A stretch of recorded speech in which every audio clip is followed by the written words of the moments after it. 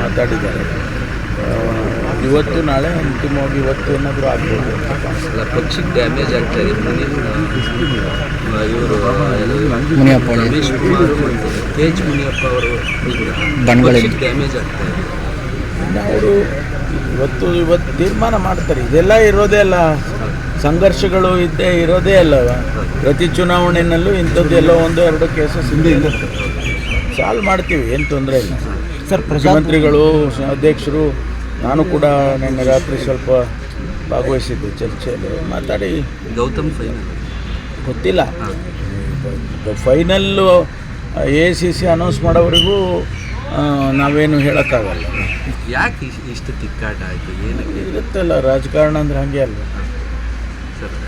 Rameswaram ಕೆಫೆದು arrest ಆಗಿ ಮುಜಾಮಿಲ್ ಶರೀಫ್ ಅಂತ ಚಿಕ್ಕಮಂಗ್ಳೂರಲ್ಲಿ ಎಲ್ಲ ಇನ್ನೂ ಡೀಟೇಲ್ಸ್ ಯಾವುದನ್ನು ರಿವೀಲ್ ಮಾಡೋಕ್ಕೆ ಹೋಗೋದಿಲ್ಲ. ಅದನ್ನು ಮಾಡ್ತಾ ಇದ್ದಾರೆ ಇನ್ವೆಸ್ಟಿಗೇಷನ್. ಸರ್, ಪ್ರಜಾಧ್ವನಿ ಯಾತ್ರೆ 2 ಲೇಟ್ ಆಗ್ತಿದೆ ಕೋಲಾರದ ಅನ್ನೋಂಥದ್ದು. ಪ್ರಜಾಧ್ವನಿ ಯಾತ್ರೆ ಸರ್, ಕಾಂಗ್ರೆಸ್ನಿಂದ ಗ್ಯಾರಂಟಿಗಳಿಂದ ಯಾತ್ರೆ ನಡಿಬೇಕಿತ್ತು. ಸೊ ಅದು ಕೋಲಾರ ಟಿಕೆಟ್ ಫೈನಲ್ ಆಗದೆ ಇರುವಂಥದ್ದು ರೀಶೆಡ್ಯೂಲ್ ಮಾಡಿಕೊಡ್ತೀವಿ. ಹಾಂ ಸರ್, ರೀಶೆಡ್ಯೂಲ್ ಮಾಡ್ತಾರೆ, ಬೇರೆ ಏನು ತೊಂದರೆ ಇಲ್ಲ.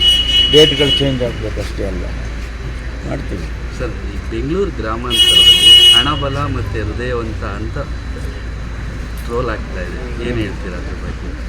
ಹಣವಂತರ ಎಲೆಕ್ಷನ್ ಒಂದು ಕಡೆ ಒಬ್ಬೊಬ್ಬರು ಚುನಾವಣೆಯಲ್ಲಿ ಅಭ್ಯರ್ಥಿಗಳ ಬಗ್ಗೆ ಒಬ್ಬೊಬ್ಬರು ಒಂದೊಂದು ವ್ಯಾಖ್ಯಾನ ಮಾಡ್ತಾರೆ. ಸಹಜ ಅದು ಯಾವಾಗಲೂ ಅಷ್ಟೇ. ಈಗ ನನಗೆ ಒಂದು ಹೇಳ್ತಾರೆ, ನಿಮಗೆ ಒಂದು ಹೇಳ್ತಾರೆ, ಇನ್ನೊಬ್ಬರಿಗೆ ಒಂದು ಹೇಳ್ತಾ ಇರ್ತಾರೆ. ಆದರೆ ಜನ ನಾವು ತಿಳ್ಕೊಂಡಷ್ಟು ಜನ ಅದನ್ನು ನೆಗ್ಲೆಕ್ಟ್ ಮಾಡೋದಿಲ್ಲ. ಅವರು ಗಮನಿಸ್ತಾರೆ ಯಾವ ಅಭ್ಯರ್ಥಿಗೆ ನಾವು ಮತ ಹಾಕಬೇಕು ಅನ್ನೋದನ್ನು. ಅವರು ತೀರ್ಮಾನ ಕೆಲವರು ಬೇಗನೆ ಮಾಡ್ಕೊಂಡ್ಬಿಡ್ತಾರೆ, ಬೇರೆ ಬೇರೆ ಕಾರಣದಿಂದ, ಪಕ್ಷದ ಕಾರಣದಿಂದ ಅಥವಾ ವ್ಯಕ್ತಿ ಕಾರಣದಿಂದ ಮಾಡ್ತಾರೆ. ಕೆಲವರು ಹೌದು ವ್ಯಕ್ತಿಯನ್ನು ನೋಡಿ ಮಾಡಬೇಕು ಅನ್ನೋರ ಪರ್ಸೆಂಟೇಜು ಕೂಡ ಇರುತ್ತೆ.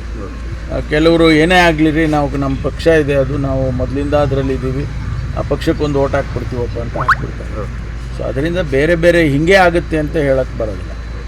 ಕೆಲವರು BJP ಬಿಟ್ಟು ಕಾಂಗ್ರೆಸ್ ಸೇರ್ತಾ ಇದ್ದಾರೆ ಬೆಂಗಳೂರು ಗ್ರಾಮಾಂತರದಲ್ಲಿ. ಏನಂದರೆ JDS ಮತ್ತು BJP ಒಂದಾಗಿ ಇರೋದು ಇಷ್ಟ ಆಗ್ತಾಯಿಲ್ಲ ನಮಗೆ, ಕಾಂಗ್ರೆಸ್ಸಿಗೆ ಬರ್ತಾ ಇದ್ದೀವಿ. ಕೆಲವರು ಸಿದ್ಧಾಂತಕ್ಕೆ ಕಟ್ಟಿಬಿಟ್ಟಿರ್ತಾರೆ. ಅದಕ್ಕೆ ವಿರುದ್ಧವಾಗಿ ಕ್ಯಾಂಡಿಡೇಟ್ ಕೊಟ್ಟಾಗ ಅಥವಾ ವಿರುದ್ಧವಾಗಿ ನಡ್ಕೊಂಡಾಗ ಬೇಸರ ಆಗುತ್ತೆ. ಆವಾಗ ಪಕ್ಷ ಬಿಡ್ತಾರೆ. ನಮ್ಮ ಪಕ್ಷದಲ್ಲೂ ಹಾಗೆ ಆಗುತ್ತೆ, ಬೇರೆ ಪಕ್ಷದಲ್ಲೂ ಹಾಗೆ. Okay sir.